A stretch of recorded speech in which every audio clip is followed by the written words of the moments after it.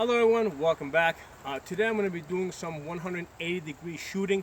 What that means is I'm going to be shooting at one target in one direction and turning around shooting at a different target in a different direction. And I'm going to do this two different ways. First I'm going to do it a conventional way, and then I'm going to use an alternate technique, and I'll explain why I'm doing that technique. So let's start.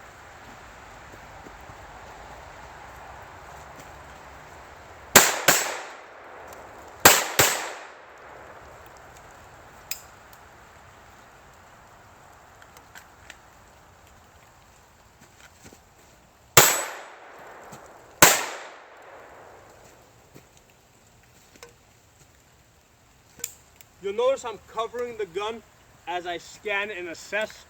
The reason for that is, I'm obviously in an open area right here. If I wasn't in an open area, I'd be moving to cover to do my scan assess. But since I'm out in the open, what I want to do is I want to cover the gun up so that anybody observing who doesn't know what's happening is not going to see the gun and assume that I'm a bad guy. So if I want to do that scan assess, I want to cover up the gun, and then I want to reholster it as quickly as possible. Now the reason for the scan assess is twofold. Number one, I'm looking to see if there's any additional threats, but number two, and equally important, I'm looking to break tunnel vision. Okay, in a defensive shooting situation, if you end up shooting somebody, you're probably going to get into what we call tunnel vision, where you're just sitting there staring at the situation, not aware of what's going on around you, but also not aware of what you're supposed to do next. So by training the scan assess, we're kick-starting our brain to start thinking about what's next. Okay, move to cover, reholster the gun, call 911, observe, start making mental notes about what you see around you. So it's a technique to kick-start your brain to the next thing that you got to do. Okay. So now I'm going to talk about the second method of 180-degree shooting, and this sort of assumes a situation where you're not able to fully turn your body. Okay, there's a situation where, let's say you're in your car with the seatbelt on. You have a threat to the left of you, threat to the right of you, and you're not able to fully turn. You can easily come up and shoot, get two hands on the gun, shoot to your left side, right, if you're right-handed.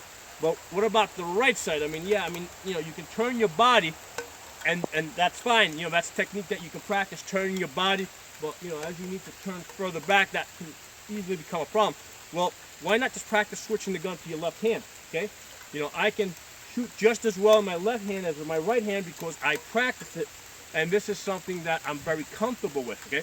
So this is not like the one and only way to do it. It is just an additional technique that I like having in my toolbox, and I think you should too. So I invite you guys to check it out, try it out. So let's start this.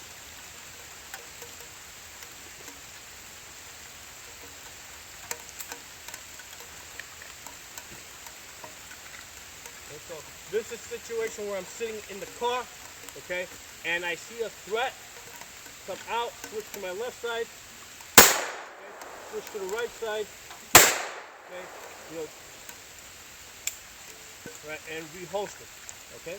Of course, reholstering may not be that easy inside your car, but again, I can switch to my left side.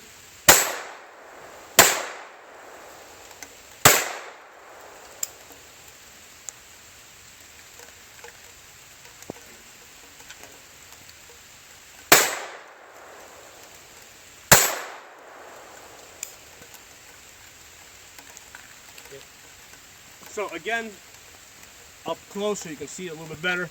Come out, switching to, shooting to the left side, shooting to the right side. And this is just something you can practice back and forth. Practice it often enough so that you don't fumble the gun when you switch. Okay. And this technique can also be very useful in other situations besides just sitting in the car. Like when you practice close quarter combat, like moving through a house. And you're going around corners, sometimes I want the gun. If I'm going around the corner, I might want the gun on my right side. If I'm going around the left corner, I might want the gun on my left side.